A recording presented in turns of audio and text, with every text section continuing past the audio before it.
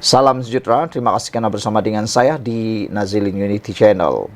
Kita dikejutkan dengan pengakuan tidak bersalah oleh bos Pangko dan dakwaan yang diberikan kepada beliau ialah menipu MOF, Kementerian Keuangan, dengan kontrak sebanyak 3.9 bilion.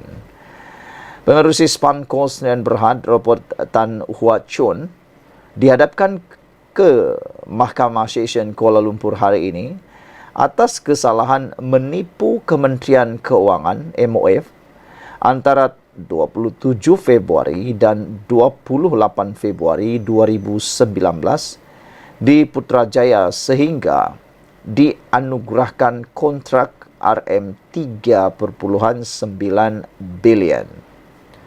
Tan 83 mengaku tidak bersalah selepas pertuduhan di bawah Seksyen 420 Kanun Keseksaan ke atasnya dibacakan di hadapan Hakim Suzana Husin. Saya faham pertuduhan saya tidak salah, kata Taikun itu yang hadir bertongkat dengan memakai baju kemeja dan kot biru.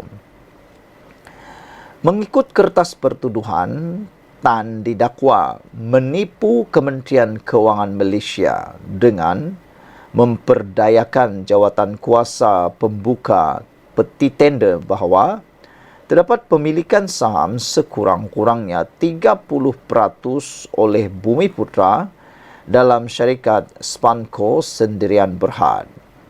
Dengan itu, kamu secara tidak jujur telah mendorong Kementerian Keuangan Malaysia untuk menganugerahkan kontrak supply, repair, maintenance and management of Government of Malaysian Vehicle Fleet bernilai RM39663866280 atau jika diringkaskan 3.9 bilion ringgit kepada syarikat Spanco Sdn Bhd, yang mana Kementerian Keuangan Malaysia tidak akan berbuat begitu sekiranya tidak diperdayakan sedemikian, kata kertas pertuduhan. Timbalan Pendakwa Raya Mahadi Jumaat kemudian berkata, kedua-dua pihak bersetuju dengan jumlah jaminan RM2 juta yang ditetapkan oleh Hakim Mahkamah Session Kuala Lumpur. Tertuduh juga dikehendaki menyerahkan pasport antarabangsa dan diplomatik sekiranya ada, serta melaporkan diri di pejabat SPRM sebulan sekali, selain tidak dibenarkan mengganggu mana-mana saksi pendakwaan secara terus atau melalui pihak ketiga, kata Mahadi. Peguam Wan Azmir Wan Majid yang mewakili tertuduh tidak membantah jumlah jaminan yang ditawarkan, namun memaklumkan sekiranya pasport ditahan, ia akan menyekat perjalanan anak guamnya. Mohon mahkamah membenarkan anak guam melaporkan diri ke pejabat SPRM 3 bulan sekali kerana beliau menghidapi pelbagai penyakit termasuk darah tinggi, sakit lutut dan sakit tulang belakang. Anak guam juga bukanlah seorang yang berpotensi untuk melarikan diri. Katanya pada prosiding yang turut dihadiri peguam pemerhati dari Spanco Sdn Bhd, Razlan Hadri Zulkifli. Suzana membenarkan Tan diikat jamin 2 juta ringgit dengan seorang penjamin dengan syarat tambahan, tertuduh tidak menghubungi saksi pendakwaan secara terus atau melalui pihak ketiga dan melaporkan diri di pejabat SPRM 2 bulan sekali sehingga kes selesai.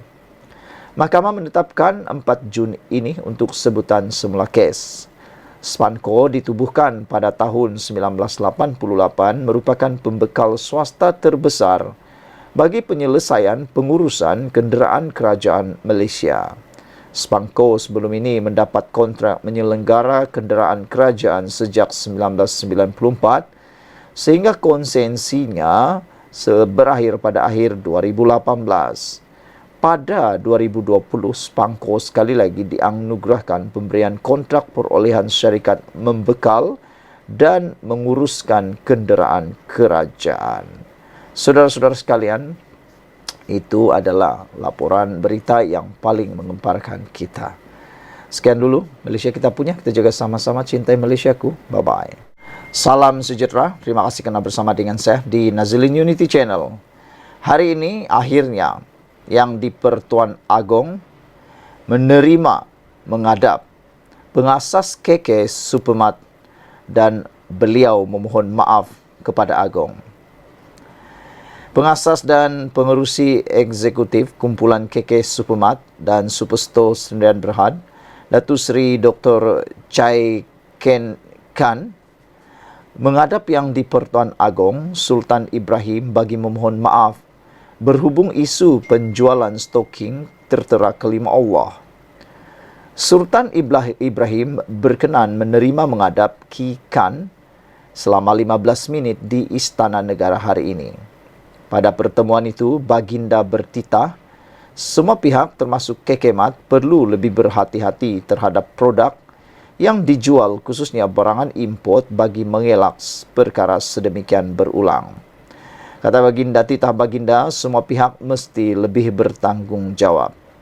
Jangan pisang berbuah dua kali dan saya harap ini kali terakhir. Saya perlu menegaskan perkara ini, titah Baginda. Sekali lagi saya tegaskan, jangan ada pihak yang mengambil kesempatan ke atas perkara ini, termasuk menghasut rakyat. Saya tidak mahu perkara ini berlarutan, titah Baginda lagi. Saudara-saudara sekalian, apabila Baginda Sultan yang di Pertuan Agong bertitah supaya semua orang jangan mengambil kesempatan atas perkara ini, maka semua orang haruslah berhenti. Kerana boleh dianggap kes ini dalam siasat sudah diselesaikan kerana telah pun didakwa di mahkamah dan permohonan maaf yang dituntut telah dibuat, kain rentang telah dibuat di semua cawangan. Bahkan kali ini pengasas KK Mart sendiri sanggup merafak sembah menghadap Ketua Duli Yang Maha Mulia yang di Pertuan Agong untuk memohon maaf kepada Agong. Maknanya, apalagikah yang boleh dilakukan oleh pengasas dan pengerusi eksekutif kumpulan KK Superstore ini? Apalagi yang kita nak tuntut daripada mereka? Hampir kesemuanya sudah dilakukan. Apalagi yang nak dibuat? Ramai netizen kata, sudah-sudahlah. Kita harus move on, kata mereka. Yang sudah terjadi, itu harus, jangan akan berbuah, pisang berbuah dua kali lagi. Itulah yang diingatkan oleh Ketua Duli Yang Maha Mulia di Pertuan Agong. Baginda mengatakan, semua pihak mesti lebih bertanggungjawab. Jangan pisang berbuah dua kali, dan saya harap ini kali terakhir, titah Baginda lagi. Kita sebagai rakyat Malaysia juga bersetuju dengan apa yang dititahkan oleh Ketua Duli Yang Maha Mulia yang di Pertuan Agong ini. Walaupun telah didakwa, walaupun telah memohon maaf, kita masih lagi harus lebih berhati-hati dalam isu 3R ini. Jangan sampai pisang berbuah dua kali seperti yang dinyatakan oleh Baginda. Dan yang lebih penting lagi, jangan ada sesiapa yang mahu mengambil kesempatan ke atas perkara seperti ini. Sama ada mau meraih sokongan atau mau mendapatkan perhatian, itu semua tidaklah boleh dipakai. Titah Baginda, saya tegaskan, jangan ada pihak yang mengambil kesempatan ke atas perkara ini, termasuk menghasut rakyat. Saya tidak mahu perkara ini berlarutan, titah Baginda. Makna kata, ianya sudah selesai, dinoktahkan oleh Baginda. Sekian dulu untuk kali ini. Jangan lupa tinggalkan komen anda, tekan butang subscribe. Bye-bye. Selamat petang, salam sejahtera. Terima kasih kerana bersama dengan saya di Nazilin Unity Channel. Kalau ini benar terjadi, nasib Muhyiddin di hujung tanduk. Ini apabila akhirnya pendakwaan mohon supaya batal semakan Muhyiddin. Notis bantahan awal mengatakan permohonan semakan bekas Perdana Menteri itu adalah remeh dan menyalahgunakan proses mahkamah. Pihak pendakwaan memohon untuk membatalkan permohonan Muhyiddin Yassin bagi semakan keputusan Mahkamah Rayuan pada 28 Februari membatalkan pembebasannya daripada 4 pertuduhan salah guna kuasa. Timbalan Pendakwa Raya Wan Syahrudin Wan Ladin berkata demikian kepada Hakim Mahkamah Session Azura Alwi ketika kes itu disebut hari ini. Salinan bantahan awal pihak pendakwaan yang dilihat FMT berkata, permohonan semakan bekas Perdana Menteri itu adalah remeh dan menyalahgunakan proses mahkamah. Muhyiddin dalam permohonan semakannya meminta panel Mahkamah Rayuan yang lain menggunakan kuasa sedia ada untuk mengenepikan keputusan Mahkamah Rayuan itu dan mengembalikan keputusan Mahkamah Tinggi yang dibuat pada 15 Ogos 2023. Ahli Parlimen Pagoh itu berkata, keputusan Mahkamah Rayuan adalah terbatal dan tidak sah kerana ia tidak termasuk dalam bidang kuasa yang diberikan oleh Seksyen 50 dalam kurungan 1 Akta Mahkamah Kehakiman 1964. Dalam membenarkan rayuan pihak pendakwaan, panel 3 hakim Mahkamah Rayuan dipengerusikan Hakim Hadharia Said Ismail memutuskan bahawa Mahkamah Tinggi terkilaf dari segi undang-undang dalam memutuskan bahawa pertuduhan itu cacat. Pertuduhan itu tidak jelas. Tidak ada keperluan bagi pihak pendakwa untuk memberikan butiran lanjut tentang bagaimana kesalahan itu dilakukan, kata Hadharia. Muhyiddin didakwa pada Mac tahun lalu atas tuduhan menyalahgunakan kuasa sebagai Perdana Menteri antara 8 Februari dan 20 Ogos 2021. Berhubung program Jana Wibawa dengan berusaha mendapatkan 232.5 juta ringgit untuk bersatu. Azura menetapkan satu tarikh sebutan lain pada 8 Mei. Sementara menunggu keputusan pengurusan kes di Mahkamah Rayuan pada 16 April. Terdahulu Wan Syahrudin menggesa mahkamah menetapkan tarikh perbicaraan memandangkan pihak pendakwaan telah memberikan Muhyiddin semua dokumen diperlukan untuk menyediakan pembelaannya bagi kes salah guna kuasa. Tambahan pula, peguam bagi tertuduh tidak memfailkan sebarang permohonan untuk menangguhkan prosiding, katanya. Peguam K. Kumarendran bagaimanapun menggesa Azura menetapkan satu lagi tarikh sebutan kerana pihak pembelaan perlu meneliti dokumen yang diserahkan oleh pihak pendakwaan minggu lalu. Seorang lagi peguam, Amir Hamzah Arsyad, berkata terlalu awal untuk menetapkan tarikh perbicaraan kerana mahkamah juga perlu memutuskan permohonan Muhyiddin untuk membatalkan 3 pertuduhan penggubahan wang haram. Tambahan pula, terdapat permohonan oleh pihak pendakwaan untuk mengadakan perbicaraan bersama ke atas tuduhan penyalahgunaan kuasa dan penggubahan wang haram, katanya lagi. Adakah Muhyiddin akan berjaya untuk mendapatkan apa yang beliau mahukan? Ataukah pendakwaan yang akan berjaya kali ini untuk membatalkan semakan Muhyiddin? Sekian dulu untuk kali ini. Ikuti terus ulasan selepas ini. Salam sejahtera. Terima kasih kerana bersama dengan saya di Nazilin Unity Channel. Beberapa hari yang lepas, Azalina Othman Said mendedahkan di Dewan Negara bahawa bekas Perdana Menteri melakukan perkara secara sembunyi-sembunyi terhadap kes Pulau Batu Putih sehingga menyebabkan Pulau Batu Putih itu terlepas dari Malaysia.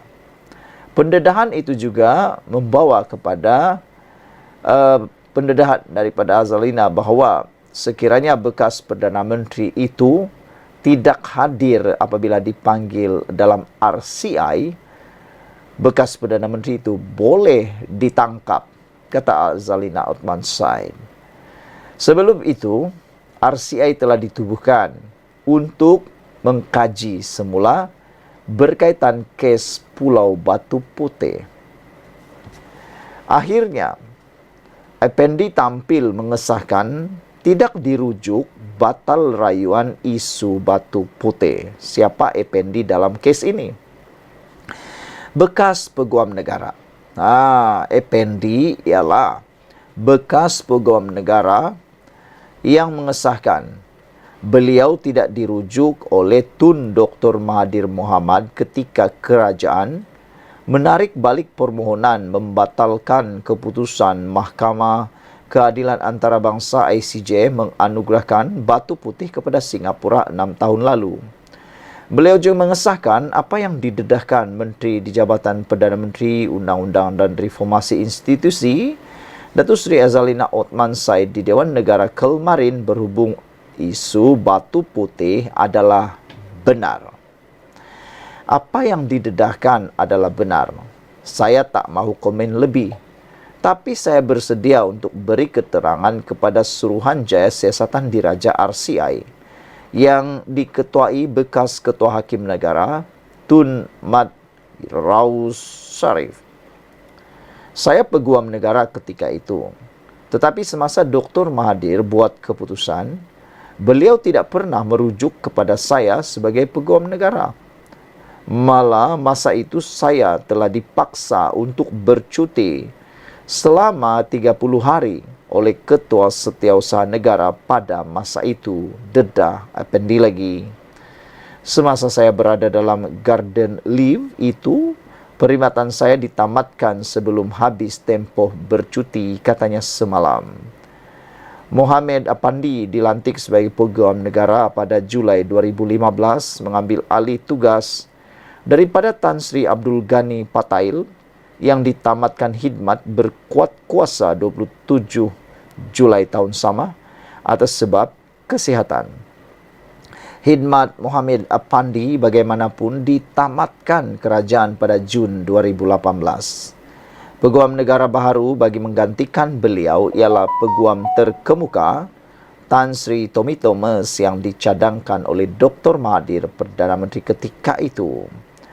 Kemarin Azalina ketika menggulung perbahasan di Dewan Negara menyatakan Perdana Menteri yang membuat keputusan secara sembunyi adalah individu yang bertanggung jawab menyebabkan Malaysia kehilangan batu putih dalam proses rayuan di Mahkamah Antarabangsa. Kata menteri itu lagi, Perdana Menteri ketika itu membuat keputusan secara bersendirian tanpa sesiapa mengetahuinya, termasuk peguam negara yang bercuti ketika itu. Peguam negara cuti 4 hari garden leave, dipaksa cuti. Tidak ada siapa tahu. Keputusan dibuat sembunyi-sembunyi, menyebabkan kita hilang batu putih dalam proses rayuan antarabangsa dan tidak seorang pun menggembar-gemburkan isu ini dan mengaitkan dengan soal kehilangan kedaulatan, kata Azalina. Beliau menambah perkara itu sudah disiasat pasukan petugas SAS dan Dr. Mahathir dipanggil untuk memberi keterangan tetapi tidak hadir. Kini sudah ada Suruhanjaya Siasatan Diraja RCI. Beliau boleh dipanggil. Jika tidak hadir, boleh ditangkap, kata Azalina lagi. Sementara itu, pegawai Tun Dr. Mahathir Mohamad ketika dihubungi Berita Harian semalam memaklumkan pada masa ini, pejabat Perdana Menteri berkenan belum mempunyai reaksi berhubung perkara terbabit. Pada Oktober 2021, Dr. Mahathir mempertahan tindakannya menarik balik permohonan semakan dan pentafsiran penghakiman batu putih pada 2018 kerana ia dibuat atas nasihat pegawai yang dilantik Mohamed Apandi selaku peguam negara ketika itu. Februari lalu yang di-Pertuan Agong Sultan Ibrahim memperkenan penubuhan RCI untuk mengkaji pengendalian perkara berkaitan dengan kes kedaulatan Batu Putih, Batuan Tengah dan Tubir Selatan. Effendi sahkan tidak dirujuk batal rayuan isu Batu Putih. Ada netizen kata, habislah Mahathir kali ini, kata mereka. Ada juga yang menulis, rahsia paling besar Mahathir terbongkar juga akhirnya. Ada juga yang menulis, siapa yang harus disalahkan dalam isu kedaulatan Batu Putih ini. Sekian dulu untuk kali ini. Malaysia kita punya, kita jaga sama-sama. Ikuti terus ulasan selepas ini. Selamat malam, salam sejahtera. Terima kasih karena bersama dengan saya di Nazlin Unity Channel. Ini isu paling menghangatkan seluruh politik Malaysia. Apabila Najib mendakwa, kononnya beliau mendapat pengampunan diraja dan benarkan tahanan di rumah. Wow, ini kali pertama kita dengar. selepas pengampunan diraja telah selesai beberapa waktu yang dahulu, tiba-tiba pula Najib mendakwa beliau dibenarkan ditahan di rumah selepas mendapat pengampunan diraja. Ini betul-betul mengejutkan kita semua. Apakah kemudian anda semua berkaitan isu dan dakwaan Najib ini? Datuk Seri Najib Razak mendakwa bahagian tambahan atau titah addendum dalam pengampunan diraja oleh Yang di-Pertuan Agong yang ke-16, Al-Sultan Abdullah Riyatuddin Al-Mustafa Bilal Shah, membenarkannya untuk menghabiskan baki hukuman penjara 6 tahun dengan tahanan di rumah. Najib membuat dakwaan itu apabila memfailkan permohonan bagi mendapatkan kebenaran semakan kehakiman titah addendum atau tambahan titah Al-Sultan Abdullah Riyatuddin Al-Mustafa Bilal Shah di Mahkamah Tinggi di sini pada 1 April lalu menerusi firma guaman Tetuan Syafi & Co. Beliau menamakan Menteri Dalam Negeri, Komisioner Jeneral Penjara, Peguam Negara, Lembaga Pengampunan Wilayah Persekutuan Kuala Lumpur, Labuan dan Putrajaya, Menteri di Jabatan Perdana Menteri, Undang-Undang dan Reformasi Institusi, Ketua Pengarah Bahagian Hal Ehwal Undang-Undang di JPM dan Kerajaan Malaysia sebagai responden pertama hingga ke-7. Dalam notis permohonan yang dimuat turun melalui sistem carian mahkamah, Najib memohon perintah untuk semua atau seorang responden melaksanakan titah Al-Sultan Abdullah dengan serta-merta memindahkan beliau dari penjara Kajang ke kediamannya. Bekas Perdana Menteri itu kemudian akan menjalani baki hukuman penjaranya di bawah tahanan rumah jika titah addendum berkenan wujud. Najib juga memohon satu perintah supaya semua atau seorang responden memberi salinan titah utama dan addendum yang dititahkan Al-Sultan Abdullah pada 29 Januari lalu. Beliau memaklumkan melalui surat bertulis kepada Al-Sultan Abdullah pada 25 Mac lalu mengenai niatnya memfailkan notis permohonan semakan kehakiman terhadap pihak berkuasa yang relevan berkenan titah terbabit. Ia kerana pada 29 Januari 2024, Tuanku Al-Sultan Abdullah adalah Yang di-Pertuan Agong yang ke-16 dan saya mengambil langkah sebagai rafaq sembah hormat tertinggi saya. Pada tarikh 25 Mac 2024, saya turut memaklumkan perkara sama kepada Yang di-Pertuan Agong Sultan Ibrahim sebagai rafaq sembah hormat tertinggi saya, katanya menerusi afidavit permohonan berkenan.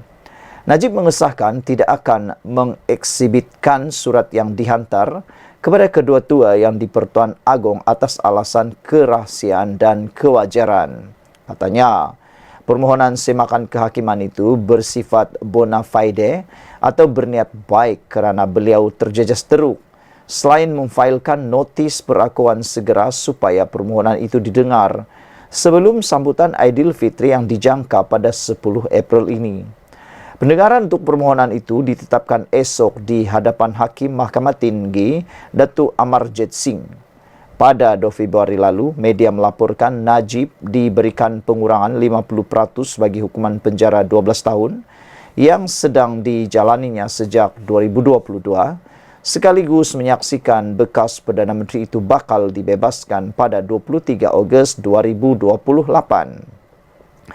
Selain tarik pembebasan awal itu, urus setiap Lembaga Pengampunan Wilayah-Wilayah Persekutuan Kuala Lumpur, Labuan dan Putrajaya, bahagian hal ehwal undang-undang Jabatan Perdana Menteri, turut mengumumkan denda perlu dibayar oleh Najib dikurangkan daripada 210 juta kepada 50 juta.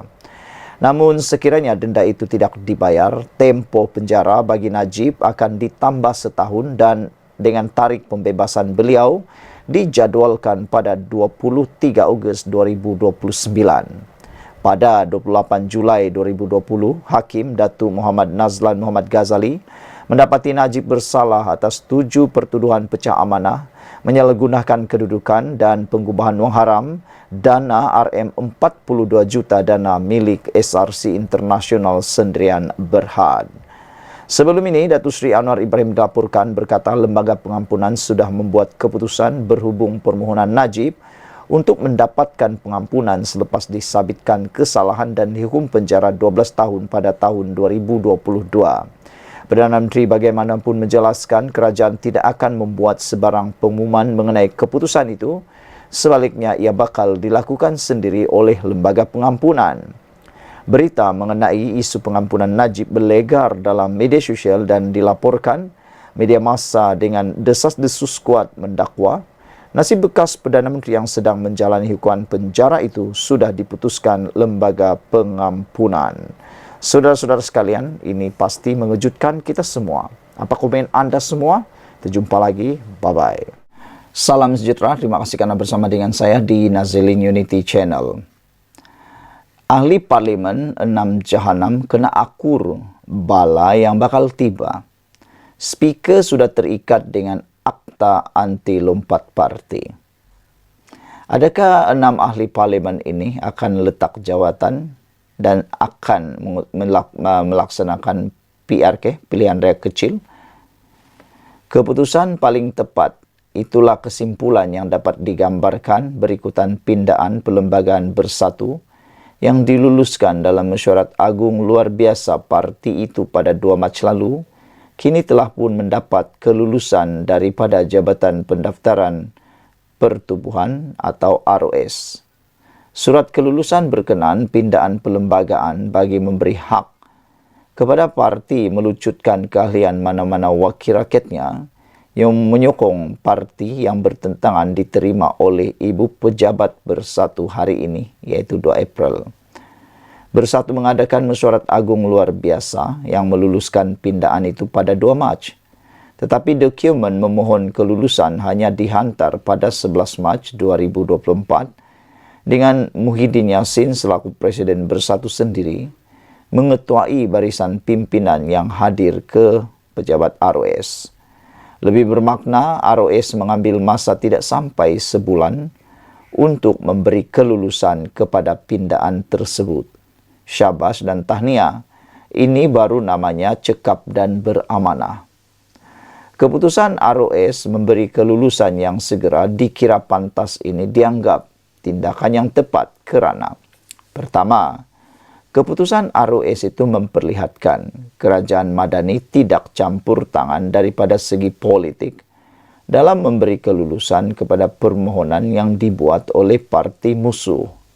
Asalkan semua dokumen cukup, segala syarat dipatuhi dan tiada perkara-perkara yang meragukan, semua permohonan harus diberi kelulusan tanpa mengira kawan atau lawan. Kerajaan Madani kini dengan sendirinya terhindar daripada berbagai persepsi buruk dan andaian yang bukan-bukan berhubung pindaan yang dibuat Bersatu itu. Kedua, dengan lulusnya pindaan ini akan melengkapkan lagi akta anti lompat parti daripada sebarang kelompangan seperti yang ada sebelum ini. Artinya, tiada lagi wakil rakyat, khususnya daripada Bersatu yang boleh mengalihkan sokongan sesuka hati demi manfaat peribadi, dan ini akan menjadikan dunia politik Malaysia lebih bersih daripada segala kekotoran yang disengajakan. Ketiga, secara tidak langsung ini menunjukkan kerajaan Madani tidak bergantung sangat kepada sokongan 6 ahli parlimen Bersatu atau dipanggil 6 Jahanam yang telah mengalihkan sokongan itu untuk memastikannya kekal sebagai kerajaan. Tanpa sokongan mereka pun, kerajaan Madani sebenarnya mampu berdiri tegak sehingga PRU 16 akan datang. Apa yang dijangka akan dilakukan Bersatu selepas ini ialah mengurus surat kepada 6 ahli parlimen berkenaan berhubung pendirian politik mereka. Jika mereka kembali menyokong PN, maka kekallah kerusi parlimen yang dipegang sekarang.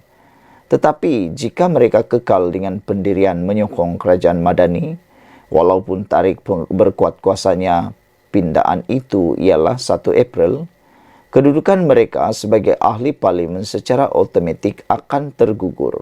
Sebabnya, Surat yang bakal dihantar oleh Bersatu nanti pastinya bertarik selepas 1 April. Begitu juga jawapan balas daripada ke-66 ahli parlimen terbabit juga bertarik selepas 1 April. Jawapan yang akan diberikan oleh mereka itulah nanti yang akan. Jawapan itu nanti akan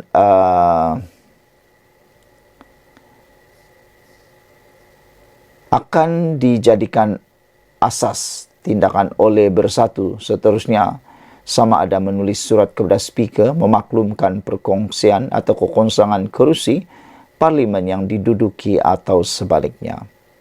Sementara itu, timbul andaian lain yang mengatakan jika pun 6 ahli parlimen berkenan kekal menyokong kerajaan Madani, kerusi mereka masih tidak boleh diisytiharkan kosong kerana dikatakan masih ada lagi 2 proses perlu dilepasi. Pertama, 6 ahli parlimen itu pasti akan membawa kes ke mahkamah dan Speaker tidak akan membuat sebarang pengisytiharan kekosongan kerusi selagi mahkamah belum membuat keputusan. Kedua, Speaker membuat keputusan sebaliknya, iaitu menolak kekosongan yang diumumkan oleh Bersatu.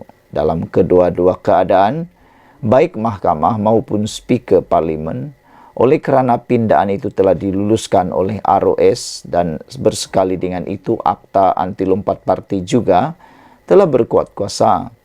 Hakikatnya, tiada apa yang boleh menghalang daripada 6 kerusi parlimen itu daripada dimuktamadkan kekosongannya. Mahkamah barangkali boleh menolak terus kes tersebut seawal ia difailkan. Manakala Speaker kini telah terikat untuk akur kepada ketetapan Akta Anti Lompat Parti. Lagi pula, Akta Anti Lompat Parti adalah perkara yang diperjuangkan oleh PH ketika memeterai persefahaman dengan kerajaan ketika Ismail Sabri Yaakob menjadi Perdana Menteri. Nampak peliklah pula nanti jika Speaker Parlimen tidak sealiran dengan akta yang telah diluluskan oleh Parlimen. Kepada penyokong-penyokong PH, marilah kita seikhlas hati bergembira jika berlaku pilihan raya kecil, kerana inilah hukuman yang kita mahu sejak dulu terhadap pengkhianat dalam perjuangan. Ditulis oleh sabudinhussein.com. Sekian dulu untuk kali ini. Jangan lupa tinggalkan komen anda, tekan butang subscribe. Kita jumpa lagi. Bye-bye.